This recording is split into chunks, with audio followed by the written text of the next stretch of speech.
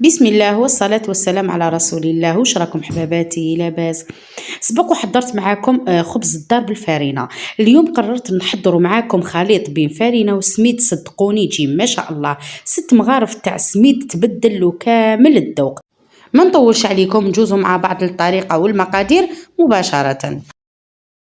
اول حاجه نبدا بها، نجيب ريسيبيون ندير فيها 2 كيسان حليب يكون دافئ مع مغرف كبيره تاع السكر، مغرف كبيره خميره تاع الخبز، ونزيد نضيف معاهم 6 مغارف تاع سميد يكون رطب. بعد ما حركتهم مليح نضيف عليهم بياض حبة بيض، 4 كاس تاع الزيت، ونص مغرف كبيرة نتاع الملح.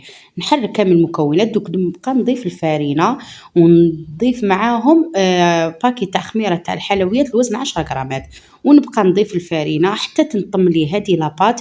والعجينة ديالي تاع هذا الخبز تكون لازم تتلاصق شوية في اليدين، فوالا. ونبقى نخبط فيه غير بشوية.